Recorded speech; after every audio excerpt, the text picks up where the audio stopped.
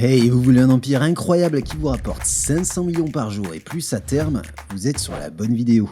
Je pars du principe que vous avez regardé la première vidéo liée à l'empire, sinon allez-y et reprenez ici juste après. Pour les autres, on se rendra donc sur le site Workerman que je vous ajoute en description et on remercie Shredder au passage. Une fois sur Workerman, on se rendra donc dans l'onglet Settings pour paramétrer le site pour qu'il corresponde à nos caractéristiques. On va donc choisir le serveur Europe pour nous, votre renommée que vous retrouvez dans le menu P de votre personnage, ainsi que si vous possédez un pack de valeurs, signifié ici par VP, etc. Pour l'agriculture, si vous louez des champs ou même possédez les champs du shop, vous pouvez rentrer ces informations. Également en cliquant sur MFP, ici vous pouvez ouvrir la fenêtre qui vous donnera approximativement votre rendement journalier. N'oubliez pas évidemment de créer une copie. Choisissez votre plante, le nombre de cycles par jour et ajoutez votre nombre. Personnellement j'achète mes graines au marché, je ne perds donc aucune rentabilité ici. Pour les ateliers, on en parlera un tout petit peu plus tard, c'est un peu plus complexe à utiliser. Ensuite, vous avez le prix individuel des objets. Ne cochez ces cases que si vous utilisez les objets. Personnellement, je ne vends rien et j'utilise ou transforme tout, notamment pour faire les caisses de commerce. Pour construire notre empire, on se rendra donc dans l'onglet Plan de zone. Ensuite, il n'y aura plus qu'à suivre le guide, tout simplement. Je vous déconseille de faire ville par ville par exemple avec le menu déroulant car vous rateriez beaucoup de géopoints très intéressants. Dans la liste en dessous, vous avez plusieurs parties. Ici par exemple, vous pouvez retrouver le nom des nœuds. Vous pouvez cliquer dessus et ça vous amènera directement au bon endroit de la carte. Rien de plus facile donc. Ensuite, dans la deuxième partie, vous avez ce que vous donnera le nœud en question. Par exemple, quels items vous allez récupérer et même si c'est un géant ou non. Ensuite, vous avez le meilleur village où engager l'ouvrier en particulier. Et enfin, quel autre type d'ouvrier vous devez utiliser. Généralement, ça sera soit des gobelins, soit des géants et très peu d'humains. Si vous avez vu la vidéo dont j'ai parlé au début de la vidéo, vous comprenez de quoi je parle. Ensuite, il vous est possible d'importer directement l'empire que vous possédez en jeu. Dans le dernier onglet, vous descendez un petit peu, vous installez Python, évidemment, puisque ça sera un petit script Python. Et ensuite, vous pouvez cliquer sur la petite partie juste en dessous qui vous permettra de télécharger le script en question. Vous cliquez ensuite sur Download et vous pourrez récupérer le fichier. Avec ce fichier, vous le lancez et vous obtiendrez un .json que vous pourrez utiliser. Alors en fait, on retourne tout simplement sur Workerman, on va dans le premier onglet, Home, juste ici, on va cliquer sur la petite flèche tout à droite, et ensuite on n'a plus qu'à cliquer sur Importer.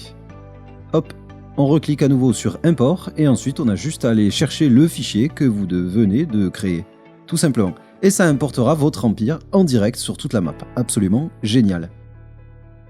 Afin d'optimiser votre empire qui est déjà en place, vous pouvez simplement par exemple cliquer sur un nœud que vous possédez. Ensuite vous pouvez cliquer sur l'édition pour voir l'ouvrier qui s'y trouve et vous pouvez y placer différents ouvriers. Vous pouvez même tout simplement cliquer sur optimiser pour voir quels skills seraient les plus optimisés pour votre ouvrier en question. C'est juste incroyable. Vous pouvez donc tester la rentabilité par rapport aux skills que vous possédez ou pas. Vous pouvez même tester les ouvriers, les différents types, les uns par rapport aux autres. Ici, si je mets un humain par exemple, je perds 30% de rentabilité. Vous pouvez donc comparer les gobelins avec les géants, etc. À vous de voir ce qui vous correspond le mieux. Et vous voyez que c'est très pratique et surtout très facile. Évidemment maintenant, on va parler de la charge de travail. Comme vous le savez, cette charge de travail est variable et du coup, ça va changer grandement la rentabilité. Donc il vous faudra déterminer en jeu quelle est la charge de travail du nœud. Comme vous le savez, on peut aller en jeu et cliquer sur un nœud afin de connaître facilement sa charge de travail. Mais comment donner cette charge de travail à Workerman? En fait, on va devoir utiliser tout simplement le facteur du nœud en question. Vous cliquez sur la petite bourse avec le pourcent de la map en haut à droite et ça vous donnera un pourcentage. Ce pourcentage, vous pouvez simplement le rentrer dans Workerman et ça changera directement la charge de travail, ce qui vous donnera la rentabilité réelle. Nous allons ensuite parler des ateliers qui se trouvent dans l'onglet Settings. Alors là, c'est légèrement plus compliqué, je vais donc créer un atelier avec vous. On va donc cliquer sur Configurer et je vais prendre un atelier que je possède en exemple afin de fabriquer des caisses de commerce. Donc par exemple, je vais prendre le Valencia 4.2 avec lequel je fabrique des caisses de commerce de poivrons. Alors évidemment, Workerman compte directement les points de contribution dépensés en hébergement. Ici donc le total sera rapporté à seulement 2 points de contribution puisque c'est le prix de l'atelier. Je vais donc dans Workerman et je mets 2 points de contribution avec le coût total. Si jamais vous avez d'autres points de contribution pour le trajet, comptez-les ici. Ensuite, je me rends dans la fiche de commerce qui va me permettre de calculer combien me rapporte un proc de caisse à chaque fois. Vous devez donc sélectionner l'item que vous voulez faire. Alors par ici, moi ce sont des caisses de poivrons.